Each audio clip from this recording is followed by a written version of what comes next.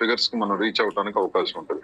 తర్వాత ఇక్కడ ఏంటి అంటే ఫ్రాంచైజీకి కావాల్సింది ఏంటంటే అతనికి ఒక ఆఫీస్ సెటప్ ఉండాలి. ఆఫీస్ అంటే ఏం లేదు సార్, ఇది అంటే మనం మనం మన ఆఫీస్ ఎంత చక్కగా ఉంటే ఎంత కార్పొరేట్ స్టైల్లో మనం పెట్టుకోగలిగితే కస్టమర్ కి అంత కాన్ఫిడెన్స్ ఉంటుంది. మనం ఆఫీస్ నీట్ గా లేకుండా ఏదో సాదాసీదా ఆఫీస్ లా పెట్టుకున్నామంటే అది బిజినెస్ లూజ్ అయ్యేది మనం. సో మనమైనా ఇప్పుడు ఒక మంచి ఏదైనా ఒక ప్రోడక్ట్ కొనడానికి ఒక శారీ షోరూమ్ కో లేదంటే బట్టల షోరూమ్ కో వెళ్ళినప్పుడు వాళ్ళ ఊరికే హ్యాంగర్లకు అలా ఏలర్ ఇంటీరియర్ డెకరేషన్ అవన్నీ చేసుకోకుండా లేదంటే కస్టమర్ కూర్చోటానికి సరైన ఫెసిలిటీ లేదనుకోండి మనం వెళ్ళాం. మనం చూస్తూ ఉంటాం గోల్డ్ షోరూమ్స్, ప్రీమియం బట్టల ఇది కానీ గార్మెంట్ షోరూమ్స్, ఇవన్నీ కూడా ఏంటంటే కస్టమర్ ఆఖరికి మన చెప్పులు వీటిలో కూడా ఏసీ ఇది పెట్టుకొని మనం చాలా కార్పొరేట్ ఈ కంపెనీస్ వస్తా ఉన్నాయి.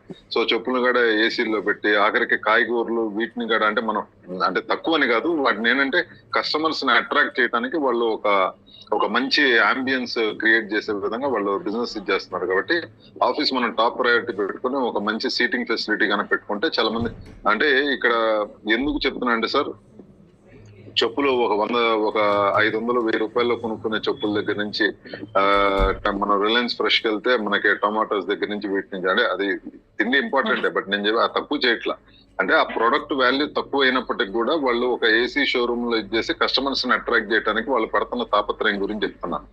సో మనం ఇంకా హై వాల్యూ అంటే ఒక ₹1 కోటి ప్రాపర్టీ, 10 కోట్లు కమర్షియల్ ప్రాపర్టీస్, లేదంటే ఒక 50 లక్షల ప్లాట్ ఎన్ని అమ్మేటప్పుడు కస్టమర్స్ కి ఆ ఫీల్ గుడ్ రాగానే ఒక కాఫీ ఇచ్చేటట్టు ఒక వెండింగ్ మిషన్ అలాంటి అంటే అది మన దీన్ని పెట్టండి. అంటే నేను అది ఇన్వెస్ట్మెంట్ ఎక్కువ పెట్టండి అనేది కాదు, ఇన్ఫ్లుయెన్స్ కస్టమర్స్ మైండ్ సెట్ అనే దాని గురించి నేను చెప్పే ప్రయత్నం చేస్తున్నాను.